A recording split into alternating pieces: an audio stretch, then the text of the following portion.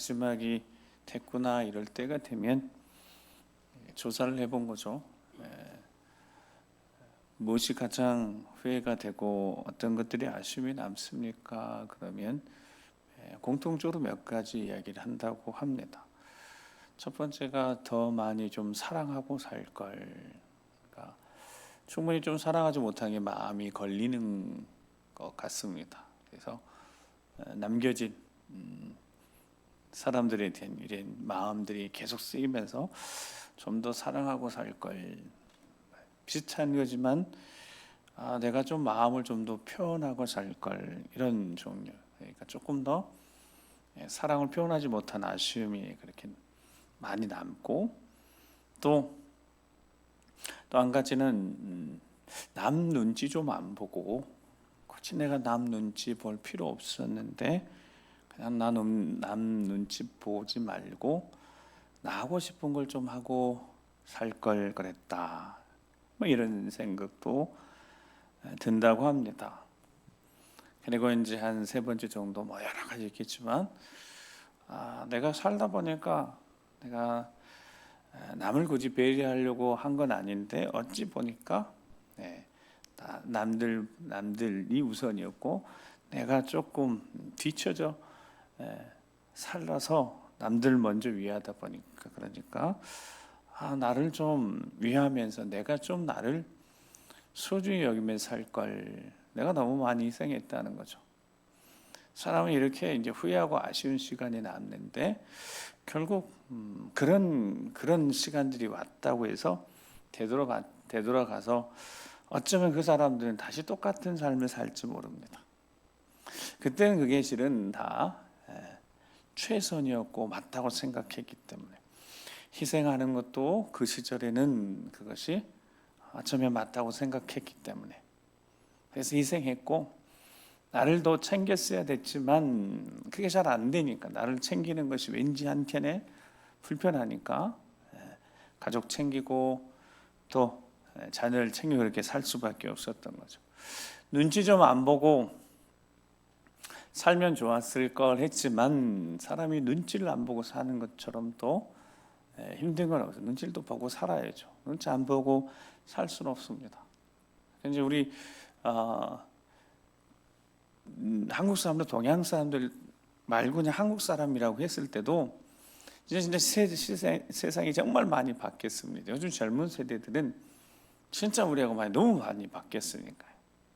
요즘 세대는 그러니까 이성적인 합리적인 세대 얘기를 떠나서 아주 즉각의 감성적인 세대이기 때문에 굳이 깊이 또 생각도 하지 않고 자기 방식대로 자기 느낌대로 현재 충실해서 그냥 이렇게 그렇게 살아버리니까 그 밑바탕에는 또 그런 것도 있을 수 있는 거죠. 한 번뿐인 인생이니까 굳이 남 눈치 볼 필요도 없고 내가 하고 싶은 것을 한다.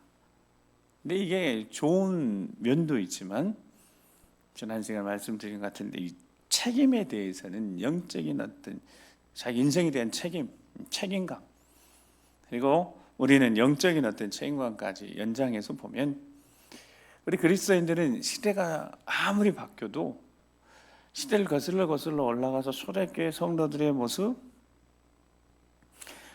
처음에 우리나라 복음이 전해져서 예수 영접하고 살았던 우리나라의 한국 초대교회의 어떤 모습들, 근데 이 시간이 많이 지나도 보면 우리 그리스도인들은, 크리스천들은 그렇게 많이 시대에 바뀌지 않습니다. 진리라는 것은 이렇게 표현해요. 공식성도 있지만, 그러니까 동시대에 다 진리라고 할 수 있는, 다 모든 세대가 다 진리라고 할 수 있는 공식성도 있지만, 그거보다 더 중요한 것은 통시성입니다. 시간을 통과해서, 인종을 통과해서 2000년 전이든 예수님 오시기 전에 아브라함 시대든 모세 시대든 2000년이 지난 지금 시대든, 우리 집 먼저 오실지 모르지만 더 1000년 2000년이 지나든 그 시대든, 진리는 시대를 관통해야 합니다. 인종을 관통해야 되고 문화를 관통해야 합니다. 그게 안 되면 그러면 2000년 전에는 그게 진리였는데 2000년이 지난 후에는 진리가 아니다? 그게 진리가 될 수 없는 거죠. 그러니까 진리는 통시성을 가지고 있었어요. 이게 그렇게 표현할 수 없으면 꿰뚫는 겁니다. 시대를 꿰뚫는 거예요. 인종을 꿰뚫고 문화를 꿰뚫고 다 통한다는 겁니다. 다 통하는 거예요. 예수 그리스도, 우리 아무사님 잠깐 기도하죠. 우리는 예수 그리스도가 유일한 구원자시라고 고백합니다. 그런데 예수님은 언제 오셨어요? 이 땅에 2000년 전에 오셨잖아요. 모습을 가지고 오실 때는. 근데 수요일날 제가 계속 말씀드리잖아요. 근데 그 임마누엘 하나님이 그러면 모습을 드러내는 그 순간부터 임마누엘 하나님이 역사하셨냐? 아니라는 거죠. 언제부터 계셨다고요? 그분도 태초 전에 계신 분이, 그분이 세상을 창조하신 분이시잖아요. 태초의 말씀이 계시니라 그 말씀이 하나님과 함께 계셨고 그 말씀이 곧 하나님이시라고. 그러니까 구약에 어디를 펴든, 아브라함을 펴든 이삭, 야곱을 펴든 그들이 만난 하나님이 창조주 하나님이시기도 하시지만 기본적으로 함께 하시는, 임마누엘 뜻이 무슨 뜻이니까요? 함께 하신다는 뜻이잖아요. 함께 하시는 하나님은 바로 임마누엘 하나님이시고, 그 임마누엘 하나님 말씀이 육신이 이 땅에 오셨고 가시적으로 볼 수 있도록 우리와 함께 33년 동안 계셨고 실제적으로 3년 활동하셨고 지금은 영으로 실존적으로 하는 하나님 나라 우편에 계시지만 지금도 영으로 하나님의 자녀들인 우리에게 함께하고 계시는 거죠. 거룩한 영으로, 성령으로. 그래서 우리 인생 처음부터, 우리가 시작하는 처음부터, 이 땅에 태어난 그 처음 시간부터 마치는 시간까지, 이 시간이 언제인지 모르지만, 아무도 모르지만 하나님이 호흡을 거둬가시는 그 시간까지는 우리 인생이 이 땅에서 보여지는 살아가는 모든 시간들을 하나님께서 완벽하게 계획하고 계신 줄 믿습니다. 이게 우리가 이 믿음으로 살아가는 겁니다. 지금은 우리가 볼 수 있는 시간은, 우리가 볼 수 있는 시간은 지나간 과거를 되돌아보면 지나간 시간도 볼 수는 있겠죠. 내가 어떻게 살아왔는지. 근데 우리가 볼 수 있는 시간이 현재라면 현재는 안 보이는 거예요. 보이지 않고 이 답답함이 계속 지속되고 있고 이 현실이 바뀌지 않을 것 같은 거예요. 근데 아니잖아요. 하나님의 모든 인생을 다 끝까지 계획하셔서 섭리하고 계시니까 어떨 때 하나님이 이 시간 속에 들어오셔서 꿰뚫고 들어오셔서 역사하실 것이니까 그 하나님이 어떤 하나님이신지 성경에 보니까 여호와 이레 하나님도 계시고 여호와 니시 하나님도 계시고 여호와 라파, 삼마, 거기 성경에 기록된 그 하나님이 우리 인생에 이렇게 찾아오시는 거예요. 욥이 제일 힘든 게 뭐겠어요? 여러분 욥을 생각하면 욥이 제일 힘든 게 뭐예요? 욥한테 물어보면 욥이 제일 멀리 지금 힘들다고 하겠어요? 안 물어보셨죠? 물어볼 수 있으면 욥은 제일 힘든 게 뭐예요? 지금 이 고난이 계속될 것처럼 느껴지는 게 제일 힘든 겁니다. 이 고난이 한 몇 개월 뒤에 끝난다 그러면 이게 어쩌든 버티겠는데 그게 모르는 거예요. 그러니까 우리는 딱 현실만 보니까 이것이 계속 지속될 것 같은 거예요. 그래서 그게 정확히 공식적인 내용인지는 잘 모르지만 다윗이 그랬다는 거 아니에요. 신하에게 내가 항상 겸손할 수 있도록, 내가 전쟁에 이기고 승리할 때도 겸손할 수 있고, 내가 혹시 패배하고 마음이 낙심될 때도 내 마음 흔들리지 않도록 할 수 있는 비결, 항상 평안할 수 있는 어떤 비결. 그러니까 신하가 곰곰이 생각도 답이 안 나오니까 고심하고 있는 솔로몬이 보고 물어본 거죠. 왜 그러냐 그랬더니 타이장이 그거 찾아오라 그랬다는 거예요. 그래서 솔로몬이 뭐라고 답을 줬다고요? 이 또한 지나가리라. 그러니까 지금 성공 잘 되는 거 모두 형통할 때도 교만하지 않을 수 있는 것은 이게 항상 그렇게 계속 될 수도 없는 거고, 이게 지나가는 거고, 또 너무 힘들고 외롭고 고난이 깊고 인생을 다 포기하고 싶을 정도로 너무너무 힘들어도 이것도 언젠가는 또 지나가는 거니까 여기에 너무 매몰되지 말고, 푹 꺼져서 여기에 매몰되지 말고 하나님의 때가 되면 이 고난도 쑥 지나갈 될 터니까. 그래서 우리는 뭐 세상의 이야기도 우리가 종종 수용할 수 있으니까요. 기차는 터널이 있는 거죠. 터널을 지나가면 또 나오는 거니까.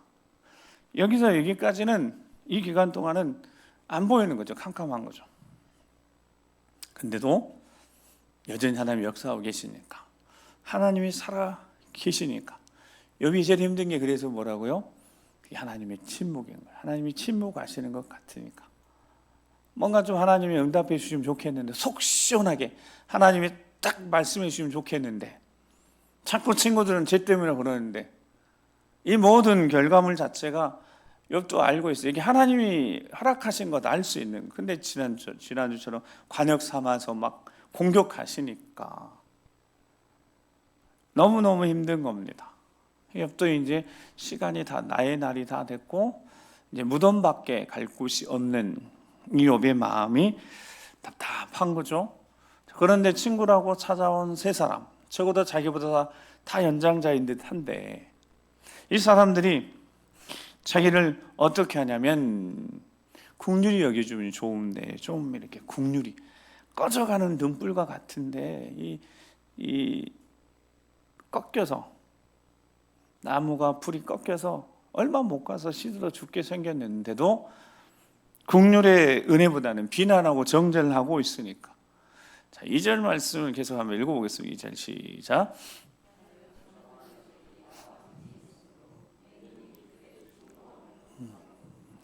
이게 이제 욥이 너무 힘든 거죠.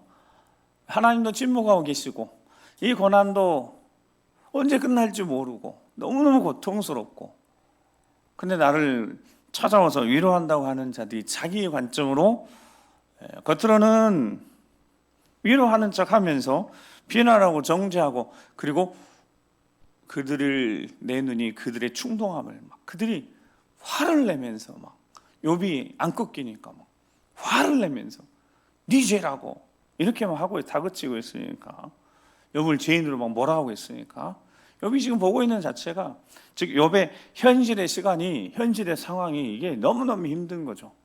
하나님은 하나님대로 침묵하고 계시고, 친구들은 좀 떠나갔으면 좋겠는데 친구들도 욥하고 3라운드를 한다. 이제 1라운드 끝났어요. 물러설 생각도 없고 이 친구를 옆에 딱 붙어서 욥을 잡아 흔들고 있으니까 욥이 이게 쉽지가 않은 거죠. 그러니까 우리가 어떻게 하는 거예요? 욥을 응원하는 거예요. 어떻게 응원한다고요? 어떻게 응원하시겠어요? 욥을 욥에게 뭐라고 하면서 응원을 하시겠어요? 욥이 여러분 친구다면 별로 할 말이 없는 거죠. 버티는 것밖에. 뭐라고요? 이 또한 지나갈 거야. 그리고 옆에서 함께 아파하면 기도해 주고 함께 울어줄 수밖에 없지, 우리가 뭘 하겠어요? 우리도 하나님 뜻을 모르는데, 하나님 뜻이 어디 있는지 모르는데. 자, 그래서 이제 마음속 욥이 계속 올라오는 것이 있어요. 자, 그런데 첫 번째가 이제 3절을 같이 한번 읽어보겠습니다. 자, 3절 읽겠습니다. 시작.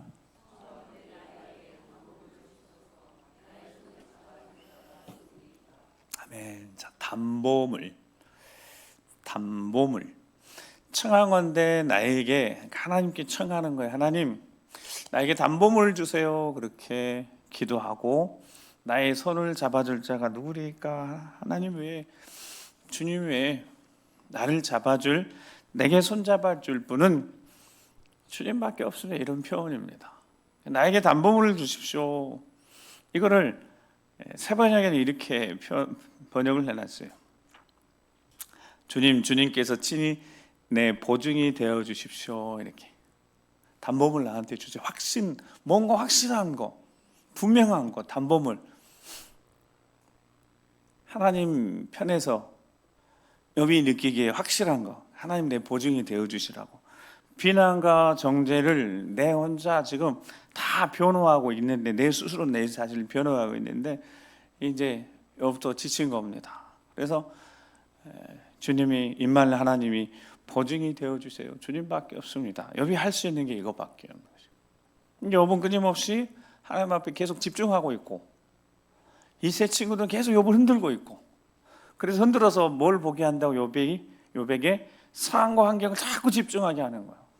그래서 거꾸로 때리려고, 봐, 내 죄가 널 이렇게 만든 거야. 즉 상황과 환경이 그거를 지금 말하고 있잖아. 네가 다 잃어버리고, 한꺼번에 다 잃어버리고, 자식 열이나 다 잃어버리고, 저주받은 것은 죄 때문이잖아.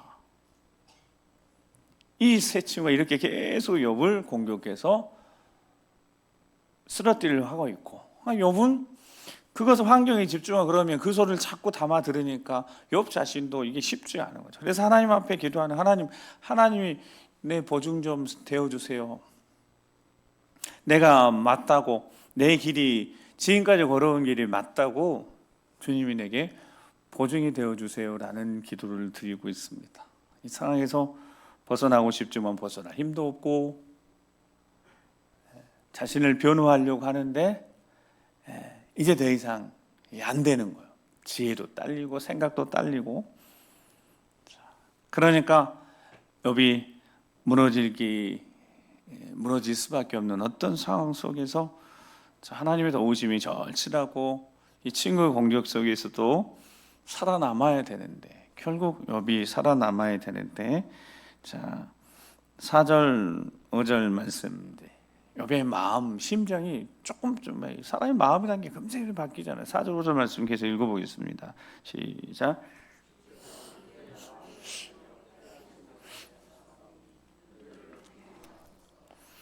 보상을 얻으려고 친구를 비난하는 자는 그의 자손들의 눈이 멀게 되리라. 아멘. 자, 욥이 지금 자신의 마음이, 생각이 어떻게든 지켜보려고 하지만, 욥도 계속 올라오는 분노, 국률의 마음 없이 자신을 조롱하고 막 충동하면서 부추겨서 욥을 무너뜨리려고 하는 그들에 대해서 욥의 마음도 날카로운 말들이, 여기 말하면 저주의 말이 나올 수밖에 없는 겁니다. 5절에는 그게 무슨 뜻이냐면, 돈 때문에, 욕심 때문에 친구를 비난하는 자는 그의 자손들이 눈이 멀어지게 되리라, 뭐 이런 격언이 있다는 거예요. 그러니까 그 격언처럼 친구들을 향하여서 이런 표현이 나오는 거예요. 욥하고 맞지 않잖아요. 즉 욥하고 맞지 않잖아요. 욥이 거룩한 사람이고 정직한 사람이고 진실한 사람이고, 하나님 앞에서 어떻게 해서든 하나님의 영광을 가리지 않으려고 하는 사람이라 말 하나도 정말 조심하고 말 한마디도 정말 가려서 하는 사람인데, 욥이 지금 얼마나 힘들면, 욥도 자기 생각 지켜내는 게 쉽지 않은 거죠. 그래서 친구들에게 저주의 말을 하는 겁니다. 저주의 말을 할 수밖에 없는 그 마음이 좀 이해가 돼요. 이 친구를 비난하는 자들은 그 자손이 눈이 멀게 되리라, 이렇게까지 해버리면 이 관계는 끝난 거 아니겠습니까? 자녀들 자손까지 건드리면 이건 끝난 거죠. 관계가 끝났다고 볼 수 있는 거죠. 욥이 그만큼 이제 그만큼 너무 고통스러운 거예요. 여러분, 욥이 이러면 안 되는 걸까요? 가끔 그리스도인들에게, 우리에게 그런 생각이 있을 수 있습니다. 우리가 친절한 사람이어야 하고, 그리스도인이 하나님 영광 가리면 안 되니까 좋은 언어 쎄하고, 저주하는 이런 표현도 좀 삼가 자제해야 되고, 뭐 우리 안에 그런 게 있잖아요. 은혜를 끼치는 사람들이 돼야 하고, 이런 마음들이 있잖아요. 그러니까 이렇게 남을 저주하거나 할 때 마음이 불편해지는 겁니다. 남을 저주하는 거, 여러분 마음이 불편하잖아요. 남을 복 빌어주지는 못할 망정, 예를 들어 싫으면 미우면 복을 못 빌어줘도 저주하는 마음 우리 안에 이게 생겨나기가 쉽지 않거든요. 아무리 미워도 저주는 잘 안 나가는 거예요. 여러분, 그러잖아요. 어떻게 저주를 해요? 저런 식의 저주하기 쉽지 않잖아요. 네 자녀들이 이렇게 만약 했다 그러면 이거는 관계는 더 이상 끝나는 거죠. 예수고 뭐고 이거는 끝나는 거죠. 근데 욥이 지금 이런 상태에 심리적으로 국률이 없는 위로가 조롱하는 비난하는 정죄하는 게 가져다 준 결말이 지금 욥이 변하는 겁니다. 이게 정말 중요한 거예요. 신앙생활 하면서 여러 가지 관계 속에서 때론 우리 자신이 변할 때 이게 실은 힘든 거거든요. 계속 불편한 관계 맺고 계속 어려운 관계 이렇게 맺으면서 내 안에 평안이 사라지고 내 안에 미움이 올라오고 그 미움이 선뜻 그 미움의 대상이 아닌 주변의 가정에 다른 사람에게 이렇게 순간순간 불쑥불쑥 언어로 행동으로 하게 되어진 상황들이 생기는 그때마다 우리가 마음이 너무너무 아픈 거잖아요. 이게 마음속에 미움, 분노를 다스리지 못하고 그 대상들한테는 못하다가 가정에서 가까운 가족한테 그렇게 할 수밖에 없는 상황들은 이 시대 수많은 가정 안에 일어나고 있는 일종의 일들인 겁니다. 그래서 인디언들은 그 이야기를 들으면서 조금 요즘 시대는 조금 조심스럽긴 하지만 인디언들은 집 앞에 꼭 이제 개를 한 마리 놓으면 밖에서 마음 상한 일이 있을 때 들어가면서 죄송해요 개를 패고 들어간다고 그랬더라고요. 제가 들은 그 심리학에서 그러니까 그게 이제 왜 그렇게 하냐 그랬더니 밖에서 상한 마음을 어디다 풀고 못 들어가고 집에 들어가 누구한테 풀 수 있다? 가족에게 풀 수 있다. 자기보다 약한 아내든 자기보다 약한 자녀들에게 그냥 자기도 모르는 사이에 풀을 수 있으니까 그게 이제 실제 그렇게 하는지는 모르겠지만 그렇게 해서 밖에서 감정 해소는 하고 집안에 들어와서 사랑하는 사람들에게 아무런 잘못도 없는 가족들에게 그 상한 마음, 분노한 마음을 쏟지 말라라는 뜻을 그렇게 한다는 거예요. 이 안에 미움이나 분노로 이렇게 가득했을 때 날카로워질 수밖에 없는 거니까요. 저주도 불편한데 그 불편한 말까지 꺼내놓고 있는 욥을 보면서 욥이 거룩하고 기도하는 이 사람이 이거하고 맞지 않는 겁니다. 그래서 욥이 이 순간 그 뒤에 이제 욥이 바뀌는 거예요. 저거에서 사로잡히면 저 분노하고 미움이 그의 마음이 되고 그의 인격이 돼서 그가 막 쏟아내는 분노, 미움, 거친 말들, 저주의 말 이렇게 쏟아내 버리면 욥이 아닌 거죠. 하나님 인정한 욥이 아닌 거죠. 욥이 이제 자신을 그 뒤에 금방 자신을 다시 붙잡습니다. 이게 이제 영적인 깨어있음 아니겠습니까? 아닌 생각들이, 거친 생각들이, 악한 생각들이 또 표현되어지는 필터링 되지 않고 막 쏟아지어지는 이 거친 말들로 인해서 가까이 있는 사람들 상하게 되어지니까 긍휼, 욥이 저기에 무너지면 안 될 거 아닙니까? 그런데 욥에게 하나님이 주시는 은혜가 있어야 되는데 그 은혜가 뭐냐면 이사야 42장 1절 4절을 보면 상한 욥의 마음도 그렇고 혹시 우리의 상한 마음도 있을 때 우리가 우리 자신을 지켜야 마음과 생각을 지켜야 되는데 그 지킬 수 있는 비결이 다른 게 아닙니다. 자, 이사야 42장 1절 4절만 같이 한번 읽어보겠습니다. 시작. 내가 붙드는 나의 종 내 마음에 기뻐하는 자 곧 내가 택한 사람을 보라.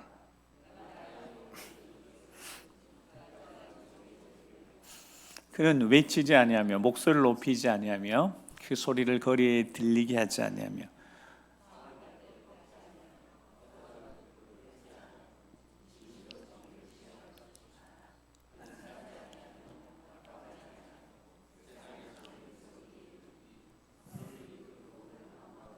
아멘. 여호와의 종 메시아에 대한 예언입니다. 이사야 선지자가. 그래서 내가 나의 영을 그에게 준 다음에 그 영에 사로잡혀 충만한 그가 이방에 정의를 베푸는데 공의의 하나님이 다스리고 통치한 영역 속에 이루어지는 일들을 행하시는데 그를 집중해서 보라는 거예요. 그가 외치지 않고 목소리를 높이지 않고 그 소리가 거리에 들리지도 않게 하고, 예수님이 이 땅에 오셔서 예수님의 설교를 한번 들을 수 있었다면 예수님 목소리가 어떠셨을지, 그분의 음성.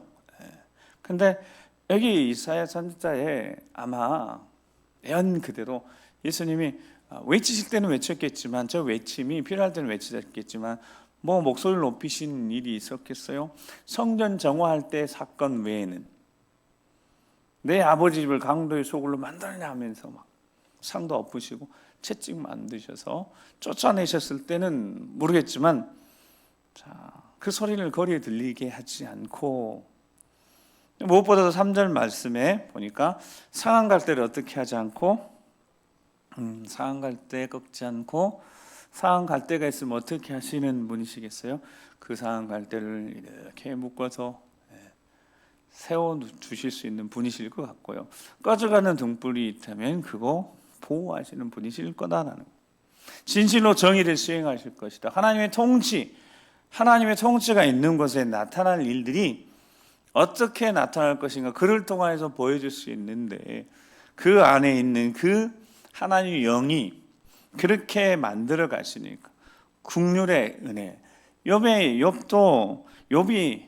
구할 수 있는 은혜를 구한다면 욥의 마음 속에 그런 마음, 국률의 마음들, 예수 그리스도의 마음, 즉 메시아의 마음, 하나님 마음 품게 되어진다면 욥이 이 저주에 친구의 자손을 저주하는 이 악한 마음에, 남을 저주하는 이 마음에 욥이 그 마음에 그 생각에 사로잡혀서 그 마음이 저주하는 마음이나 미움으로 가득 찬 마음으로 되면 안 되잖아요. 하나님의 영이 욥을 사로잡아야 되지 않겠습니까? 욥을 지켜내야 되지 않겠습니까? 조롱하고 정죄하고 비난하는 이들과 똑같이 그들을 향하여서 저주를 선포한다거나 욥이 거친 말을 사용한다면 그것이 하나님의 영광이 드러나는 것은 아니지 않겠습니까? 그래서 욥이 이 과정, 지금 순간 자신을 사로잡은 이 상황을 욥이 계속해서 가져가는 것이 아니라 욥이 바뀌어야 되지 않겠습니까? 그래서 욥은 다시 하나님께 집중합니다. 누구에게 집중한다고요? 그냥 하나님께 다시 집중하는 거예요. 친구들에게나 상황과 환경에 집중하면 어떻게 되니까요? 감정이 사로잡히니까. 상황과 환경이 친구들이 주는 소리에 집중해야 되니까 다시 다 맞고, 뭐하기 위해서? 마음이 그 생각 속에, 마음 속에 악한 것들을 품지 않기 위해서, 그것이 밖으로 표현되는 것을 욥 자신이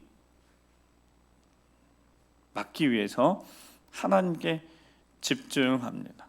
이게 이제 그리스도인인 거죠. 이게 그리스도인. 여러분, 그리스도인들이 마음 상한 일이 없으니까 분노한 일이 생기고, 상황과 환경에 따라서 화가 날 수도 있고 분이 날 수도 있죠.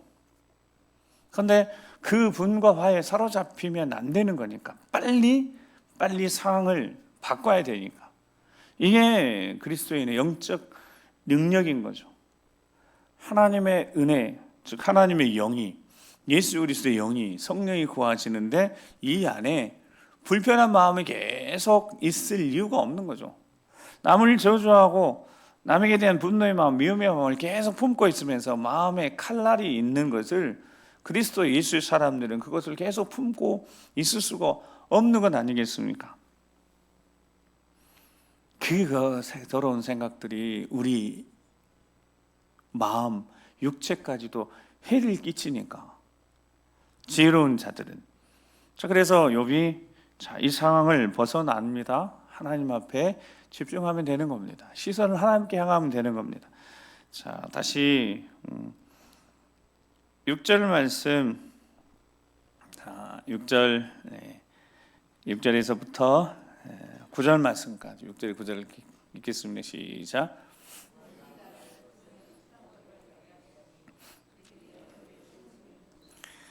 내 눈은 근심 때문에 어두워지고 나의 온 지체는 그림자 같구나.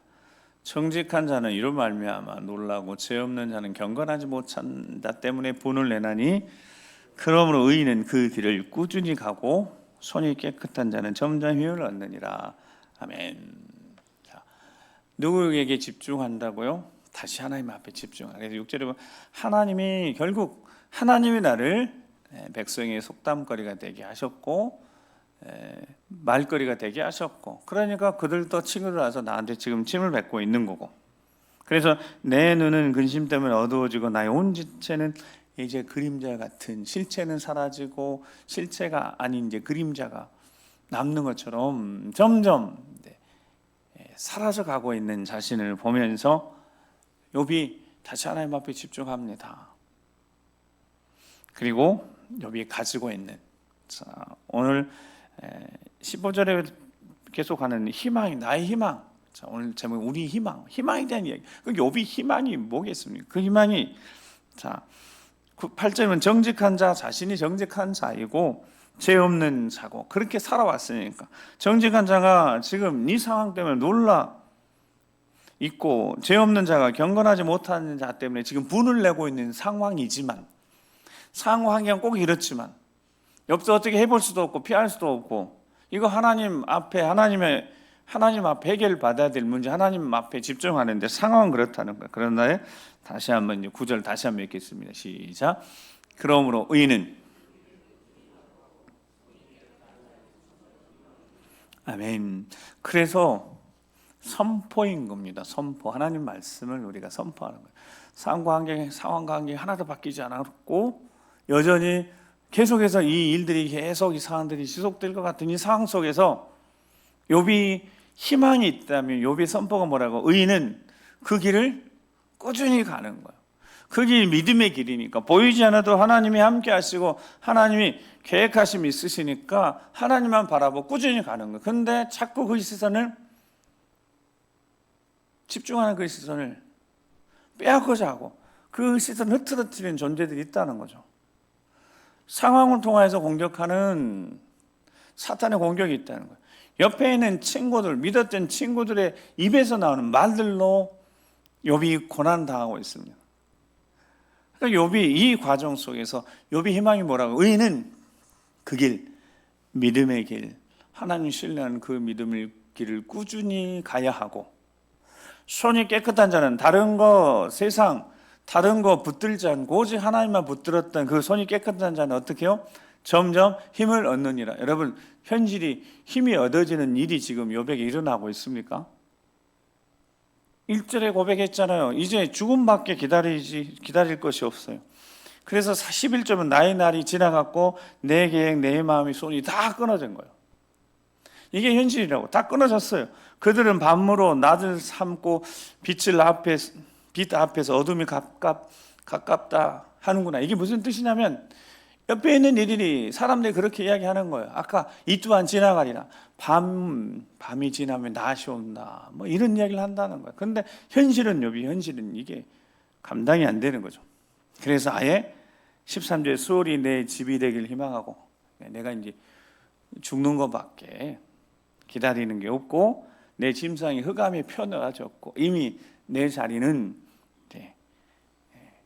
수월, 죽음에 이미 자리 펴져 있고, 무덤에겐 너는 내 아버지라, 구더기에 내 어머니라, 내 자매라고 할 상황밖에 안 되는 거예요. 딱 남은 게 이제 호흡을 다시 돌려는 것밖에 남지 않은 욥이 15절에 그가 말하는 거예요. 나의 희망이 어디 있어? 나의 희망을 누가 보겠느냐? 욥의 희망이 뭐라고요? 10절 말씀처럼 의인은 그 길을 꾸준히 가는 것뿐, 계속 그 길을 가는 겁니다. 상황과 관계 하나도 바뀌지 않아도.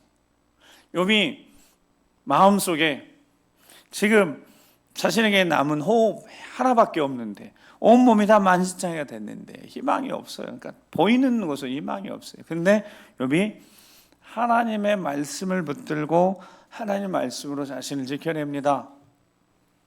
의인은 믿음의 길 가야 되는 거니까. 한번 하나님 붙든 손을 이 손 놓고 다른 거 붙들 수 없으니까. 진리는 시대를 관통한다고 그랬으니까. 2000년 전에는 예수 그리스도가 맞고 2000년이 지난다면 세상이 바뀌었으니까 포스트 모더니즘이라 모든 것들이 벗어나서 더 이상 절대 진리가 없다는 거야. 다 상대적이에요. 그건 너희들에게만 진리지 우리한테는 그게 진리가 아니에요. 강요하지 말라는 거예요. 차별, 금지, 복음 이제 전하지 말라는 거. 그건 너희들한테만 진리니까 왜 우리들한테 억지로 그걸 강요하냐. 학교, 옛날에 사학 학교들, 기독교 학교들 더 이상 강요 못하는 겁니다. 그렇게 이제 세상이 바뀌고 있는 거예요. 그러나 그럼에도 불구하고 진리는 통시적이라고 그랬잖아요. 시대를 관통한다고. 예수 그리스도는 어제로 오늘 동일하시니까 예수 그리스도만이 유일한 진리라고 유일한 구세주라고 선포하는 이 선포가 복음이 1000년이 지난 다음에 바뀌겠냐 이 말입니다.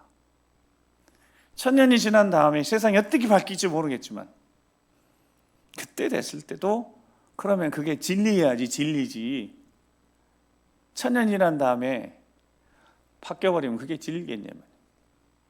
그래서 오직 예수 그리스도만이 유일한 구세주이신 줄 믿습니다. 이게 진리인 거예요. 시간, 상황, 환경, 인종, 문화 다 떠나서 예수 그리스도에 사로잡힌 자들 그들의 삶의 모습들이 그래서 어떠해야 되는가 성경이 계속 가르치는 겁니다. 예수 그리스도 유일한 소망, 참된 소망을 가진 자가 어떻게 살아야 돼요? 다시 구절로 가서 어떻게 살아야 돼요? 의인은 어떤 길을 가야 돼요? 그 길을 믿음의 길을 계속해서 가는 겁니다. 상황이 어찌하든 간에 핍박이 있더라도 환란이 있더라도 그 길을 꾸준히 가야 될 줄 믿습니다. 그 길이 우리는 좁은 길이라고 예수님께 배웠다고요. 넓은 길, 사람들이 많이 찾는 그 길이 멸망의 길이니까 그 길로 가면 안 되는 거죠. 적어도 그거 가르쳐 주셨는데 좁은 길, 사람들이 찾지 않아요. 앞으로 점점 사람들이 찾지 않을 거예요. 예수를 믿는 것이 미련하게 보일 거고 어리석게 보이는 거, 무모하게 보일 거고 너무 폐쇄적이라고. 왜 자기들끼리만 다 다른 종교들은 다 자기들끼리 다 타협하고 어떤 하나의 큰 그림 속에 다 하나로 연결돼서 결국 다 만날 텐데 그렇게 하고 있는데도 의인은 좁은 길 그 길을 꾸준히 가야 될 줄 믿습니다. 하나님을 만난 사람들은 시대를 문화를 상관없이 통과해서 예수 그리스도가 그 손이 깨끗한 자는 어떻게 해요? 여전히 예수 그리스도 한 분만 붙들고 점점 어떻게 해요? 힘을 얻게 될 줄 믿습니다. 진짜가 힘을 얻는 거죠. 여러분, 진짜가 힘을 얻는 거죠. 진짜는 진짜니까. 예수 그리스도 살아계신 하나님이 진짜이니까. 주일날 말씀드린 것처럼 살아계신 하나님이시니까 다 보이셨거든요. 그들이 출애굽부터 시작해서 어떻게 하나님 인도하시는 다 보이신 다음에 20장에 출애굽 20장에 뭔가 하나님 말씀하시겠대요. 계명 첫 번째 다른 신 생각도 하지 말라는 거. 아니 살아계신 하나님이 계시는데 다른 신을 생각할 이유가 없잖아요. 다른 걸 붙들 이유가 없잖아요. 마지막 때가 되면 예수 그리스도 살아계신 예수 그리스도를 붙드는 자만이 힘을 더 얻어서 영적으로 승리하게 될 수 있을 줄 믿습니다. 기도하시겠습니다. 기도하실 때